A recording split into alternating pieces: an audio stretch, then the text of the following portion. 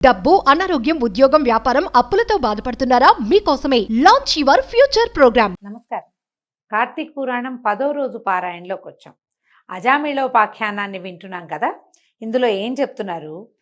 జనక రాజర్షి అడుగుతున్నారట, మునీశ్వర, ఈ అజామిళుడు పూర్వం ఎవరు? ఇతను ఏం పాపాలు చేశాడు? విష్ణుదూతలు చెప్పిన మాటలు విని యమభటులు ఎందుకు ఇతన్ని వదిలిపెట్టారు? యముడి వద్దకు పోయి యముడితోటి ఏం చెప్పారు? ఒక వ్యక్తిని తీసుకురమ్మని భటుల్ని పంపించాడు యముడు, అతన్ని తేలేదు, ఒట్టి చేతులతోటి వెళ్ళారు. వీళ్ళు ఆయనకి ఏం చెప్పారు, ఆయన ఏమన్నాడు? ఆ వివరాలు అడుగుతున్నారనమాట. అప్పుడు వశిష్ఠుల వారు ఇలా చెప్పారట, యమదూతలు విష్ణుదూతల మాటలు విని శీఘ్రంగా యముని వద్దకు పోయి సర్వవృత్తాంతాన్ని నివేదించారు. మహానుభావ, మేము అక్కడికి వెళ్ళామండి, ఇదిగో ఇలా ఇలా జరిగింది అని చెప్పేశారు కల్లా. అప్పుడు ఈయన ఏమన్నాడంటే, ఏం చెప్పారు చూడండి. అయ్యా, పాపాత్ముడు, దురాచారుడు, పరమ దుర్మార్గుడు, నిందిత కర్మల్ని ఆచరించేవాడు అయినటువంటి అజామిళుణ్ణి తీసుకొని రావడానికి వెళ్ళాము. విష్ణుదూతలు వచ్చి మమ్మల్ని ధిక్కరించి మమ్మల్ని తగిలేశారు. వాళ్ళు పొమ్మన్నారు, అతన్ని విడిపించారు. మేము వాళ్ళని ధిక్కరించలేకపోయాం.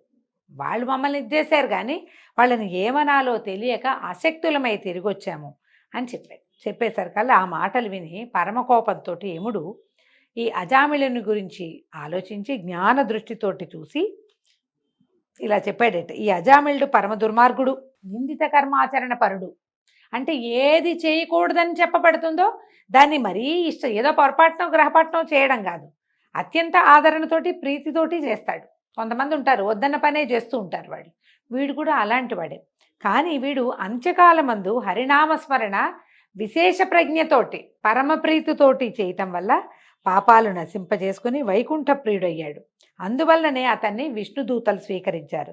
దుష్టాత్ములై హరి మహిమను తెలుసుకొనకనే హరినామస్మరణ చేసినా కూడా పాపాలు నశిస్తాయి. దహనేచ్ఛ లేకపోయినా కూడా తాకిన ఎడల అగ్ని కాల్చక మానదు. మనం అది అంటిద్దాం అనుకోం, కానీ అది తగులుతుంది, నిప్పు వస్తువుకి దహిస్తుంది. అగ్నికి దాహక క్రియే తన లక్షణము. ఈ భక్తితో నామపారాయణ చేసేవాడు, నామస్మరణ చేసేవాడు జీవన్ముక్తుడై అంత్యంలో మోక్షాన్ని పొందుతాడు. భక్తి లేకుండా చేసినా కూడా నామపారాయణ వల్ల, ఆ నామాన్ని పదే పదే అనటం వల్ల, మనం మామూలుగా చెప్పుకుంటామండి, ఒక నామాన్ని మనం శ్రద్ధతోటో అనాసక్తితోటైనా సరే రామ కృష్ణ అంటుంటే ఆ కృష్ణనామధేయం, ఆ రామనామధేయం నుంచి వెలువడేటువంటి శక్తి, ఎనర్జీ మనని సరైన దారిలోకి తీసుకుపోతుంది. ఒకవేళ జీవితంలో సరైన దారి ఉన్నా లేకపోయినా అంత్యంలో వాడికి సరైన దారే లభిస్తుందట. అందుకని కలవు నామపారాయణం అని చెప్తారు. కలియందు తప్పకుండా నామస్మరణే చేసుకోవాలి. ఎవరైనా తిట్టినా నారాయణ నామస్మరణతోటే తిట్టాలి, పిలిచినా నారాయణ నామస్మరణతోటే. బోలెడు నామాలు ఉన్నాయి కదా, ఈ నామాల్లో ఏది మనం స్మరించినా సరే ఫలితం లభిస్తుంది. ఇదంతా విచారించి యముడు ఊరుకున్నాడట. ఏం చెప్తున్నాడు? అజామిళుడు పూర్వమందు సౌరాష్ట్ర దేశమందు బ్రాహ్మణుడై ఉండి శివార్చకుడుగా ఉండి శివద్రవ్యాన్ని హరిస్తూ స్నానం సంధ్యాదుల్ని విడిచి అన్యమానసుడై శివుని పూజించుచు శివునికి అభిముఖంగా కాళ్ళు చాపుకుని సేనించేవాడు. అంటే పూజ చేసేవాడు, ఓం ఓం అనేవాడు. ఈ బుర్ర ఎక్కడో ఉండేది, వేరే ఆలోచన చేసేవాడు. శ్రద్ధగా చేయాలి కదా, ఏం చేసినా భక్తి పూజ శ్రద్ధతోటి చేయాలి. ఆలయంలో చేసేవాడికి శ్రద్ధ లేకపోతే వాడి శ్రద్ధారాహిత్యం వచ్చిన భక్తులు కూడా ఫలితాన్ని ఇవ్వదు పాపం. కానీ వాడు అట్లాగే చేసేవాడు. ఆ గుళ్ళో కాళ్ళు చాపు కూర్చుని శివలింగానికి అభిముఖంగా కాళ్ళు పెట్టుకుని ఉండేవాడట. తర్వాత ఆయుధపాణిగా ఉండేవాడు. బ్రాహ్మణుడు ఆయుధపాణి కాకూడదు, అతను అస్త్రశస్త్రాదులు పట్టుకోకూడదు, పనికిరాదు. అసలు అర్చకులుగా ఉండేవాళ్ళు ఆయుధ ధారణ అసలు చేయకూడదు. కానీ వీడు ఆయుధపాణిగా ఉండి స్నేహితులతో కూడి నానాలంకారాలు అలంకరించుకుని ఇచ్ఛావిహారాలతో తిరుగుతూ బహుభాషి అయి మంచి యవ్వనంలో ఉండేవాడు. ఆ ఊరిలో ఒక బ్రాహ్మణుడు ఉన్నాడట, ఈ అజామిళుడు ఉన్న ఊరిలో. అతనికి రూపవతి యవ్వనవతి అయినటువంటి భార్య ఉండేది. ఆయన ఒకసారి దరిద్ర పీడితుడై ఏం చేశాడు, ఈ బ్రాహ్మణ ఆయన భోజనం కోసం, అంటే సొమ్ములు లేవు, డబ్బు ఏ రకంగానూ రావటం లేదు. ఆయన గ్రామాలు పల్లెలు అక్కడికి వెళ్ళి యాచన చేసుకుని తెచ్చుకునేవాడు. ఒక్కొక్కసారి ఏం చేసేవాడు, ఈయన వచ్చి సంపాదించిన ధాన్యాదకం నెత్తి మీద పెట్టుకుని వచ్చి ఇంటికి వచ్చి ఆకలితో వచ్చి, ఏమే నాకు ఆకలిస్తుంది, త్వరగా వంట చేయి, కాసిన మంచినీళ్ళు పోయి అది తాగి కొంచెం శాంతిస్తాను అని పలికాడట. ఒకసారి పలికితే ఆయన ఎన్నిసార్లు పిలిచినా ఆవిడ, ఆ అమ్మాయి అతని భార్య పలకలేదు. ఇంటికి వచ్చిన భర్తకి మంచినీళ్ళు ఇవ్వకపోతే ఏం పూజ చేసినా ప్రయోజనం లేదు. మంచినీళ్ళు మనంతటా మనమే ఇవ్వాలి. లేదా వాళ్ళు అడిగినప్పుడైనా ఇవ్వాలి. అది చేయగా ఇది చేయకపోతే మనం పూజ చేసినా ప్రయోజనం లేదు. అయితే ఈవిడ ఎవరో ఒక కుర్రాడి గురించి ఆలోచిస్తోంది, ఆవిడ పాత స్నేహితుడి గురించి. ఆలోచనలో పడి ఈ భర్త మంచినీళ్ళు మంచినీళ్ళు వంట చెయ్యి అని చెప్తుంటే వినిపించుకోలేదు. ఆయనకు కోపం వచ్చి ఏం చేశాడట, ఒక కర్ర తీసి మూలన్నది భార్యని 2 దెబ్బలు కొట్టాడు. ఆవిడ కూడా ఊరుకోవాలి. ఆ 2 దెబ్బలు తిన్నాక భర్తని ఫెడేలు ఫెడేలమని ముష్టిఘాతాలు 2 కొట్టింది ఆయన్ని. కొట్టాక ఈయన వెంటనే ఈ దెబ్బలు తిన్నటువంటి బ్రాహ్మణుడికి చాలా సిగ్గు అవమానము కలిగి, ఇదేమిటి నేను భార్యతో దెబ్బలు తిన్నాను, ఈమె కోసమే కదా నేను ఇదంతా యాచించి ఆ ఊరు ఈ ఊరు తిరిగి ఇంత ధాన్యము తీసుకొచ్చి పడేస్తుంటే, ఇది మంచినీళ్ళు కూడా ఇవ్వకపోగా నా కోపం వచ్చి నేను దెబ్బ కొడితే తిరిగి కొట్టింది నన్ను, కొట్టచ్చా కొట్టకూడదా అని అడగండి. పురాణంలో మాత్రం ఇలాగే చెప్పబడింది. వాళ్ళు కొట్టారు, అతను కొట్టాడు కాబట్టి ఆమె కొట్టిందండి తప్పేమిటి అని అడగకూడదండి. ఇది ఆ కాలం కాదు, కలికాలంలో లేరు వాళ్ళు, కొంచెం ముందు కాలంలో ఉన్నారు. అయితే ఆయన ఈ భార్య అవి దెబ్బలు తినేసరికి ఆయనకి విసుగు పుట్టేసింది. ఛీ అని ఇల్లు వదిలిపెట్టి బయటికి వెళ్ళిపోయాడట. వెళ్ళిపోయి ఈ భార్య గురించి వదిలిపెట్టేసి, అంటే ఇంకా వెనక్కి రాలా ఆయన, ఎక్కడో యాచన చేసుకుని ఒక పొట్ట నింపుకున్నాడు. ఈవిడేం చేసింది, రాత్రి అతని బయటికి వెళ్ళిపోయాడు, సాయంకాలం అయ్యేసరికి ఈ కోపం వచ్చి వెళ్ళిపోయాడు కదా. ఈవిడ చక్కగా స్నానం చేసి ఆ భర్త తెచ్చిన ధాన్యాన్ని దంచి చెరుకుని చక్కగా పచనం చేసి రాత్రికి భుజించి మంచి చీర కట్టుకుని తాంబూలం కూడా వేసుకుని ఏం చేసిందట, ఎవడో ఒక స్నేహితుడు ఆమెకు తెలుసు వాడు చాలా బాగుంటాడట, వాళ్ళ ఇంటికి వెళ్ళింది.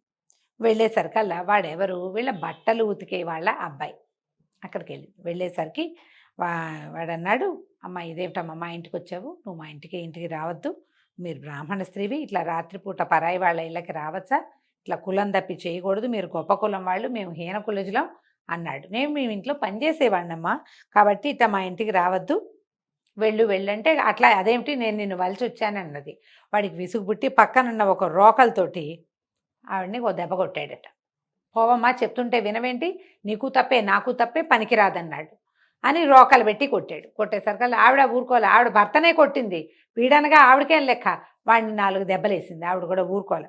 చివరికి ఏం చేసింది, చి అని వాడిని కొట్టాక, నువ్వు తెలివి తక్కువ వాడిగా ఉన్నావు, ఒక స్త్రీ వలచి వస్తే దాంతో హాయిగా సంతోషంగా ఉండవా నువ్వు అని ఏవో నోటికొచ్చిన 4 దుర్భాషలాడి దారి మీద నడిచి వెళ్తుంటే ఈ ముందు ఒక శివాలయ అర్చకుడు గురించి చెప్పుకున్నాం కదా, వాడు శివ పూజ శ్రద్ధగా చేయడు, వాడు కనపడేసరికల్లా వెళ్ళి ఆమె అతన్ని అడిగింది, ఆ భర్త ఇంట్లో లేడు, ఒక స్నేహితుడి కోసం వచ్చాను, వాడు లేడు, మన ఇద్దరం కులాసాగా గడుపుతాను రమ్మంటే ఈ అర్చకుడు ఆమెతో కలిసి వెళ్ళేసరికల్లా సరే తెల్లవారులు వాడితోటి కాలక్షేపం చేసింది.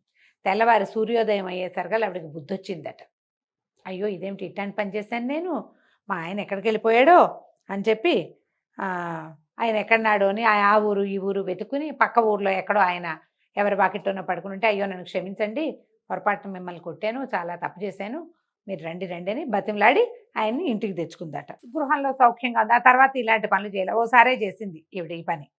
తర్వాత కొంతకాలానికి శివార్చకుడు మరణించి యమలోకంలో పడి క్రమంగా రౌరవాది నరక దుఃఖాలన్నిటినీ అనుభవించి చివరికి భూమి యందు సత్వనిష్ఠుని కుమారుడైన అజామిళుడుగా జన్మించాడు. ఇప్పుడు మనం ముందే చెప్పుకున్నాం, ముందు పురాణాల్లో ఏం చెప్పాము, ముందు రోజుల్లో వీడు పందిగానో కుక్కగానో ఓరపందిగానో లేకపోతే పందికొక్కుగానో పుట్టాలి. అజామిళుడుగా ఎట్లా పుట్టాడు, పైగా పుట్టింది ఎక్కడ, సత్వనిష్ఠుడనే బ్రాహ్మణ కుటుంబంలో పుట్టాడు. ఎందుకు పుట్టాడండి అంటే ఇతను కొంతకాలం శివాలయంలో అర్చన చేశాడు. మనం చాలాసార్లు ఈ మాట వింటుంటాం, తెలిసి చేసినా తెలియక చేసిన అగ్నికి దాహక శక్తి ఉన్నట్టుగానే ఈ పూజా విధానాల వల్ల లేదా ప్రతిరోజు తెల్లవారుజామునే స్నానం చేయటం వల్ల, శివాలయంలో దీపారాధనలు వెలిగించడం వల్ల అతనికి ఒక బ్రాహ్మణ కుటుంబంలో పుట్టేందుకు అవకాశం లభించింది. తర్వాత ఆయనకి ఇవి కూడా అయినాయి, మన ఉపనయనాది సంస్కారాదులు కూడా జరిగినాయి, పుణ్యం వల్ల ఇది లభించింది. కానీ సరైన ప్రవర్తన కలిగి లేడు, పాతకాలపు దుష్ప్రవర్తన వల్ల దుష్ప్రవర్తన వచ్చింది ఈ జన్మలో కూడా. కానీ ఏమైంది, ఆ కార్తీక పౌర్ణమి నాడు అతను శివదర్శనాన్ని చేశాడు, అంత్యంలో హరినామస్మరణ చేసే అవకాశం కూడా, కుమారుడే నారాయణుడు అనే పేరు కలిగి ఉన్నాడు.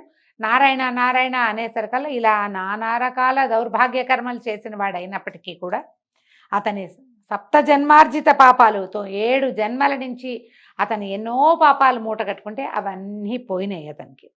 ఈ బ్రాహ్మణి కూడా ఎవరైతే భర్తను కొట్టి తర్వాత ఎవరో స్నేహితుడిని కూడా కొట్టి ఇతనితో కలిసింది కదా, ఆమె కూడా కొంతకాలానికి మృతి చెంది నరకమునందు అనేక యాతనలు పొంది తిరిగి భూమి యందు కన్యాకుబ్జంలో ఒక చండాలుడికి పుత్రికగా జన్మించిందట.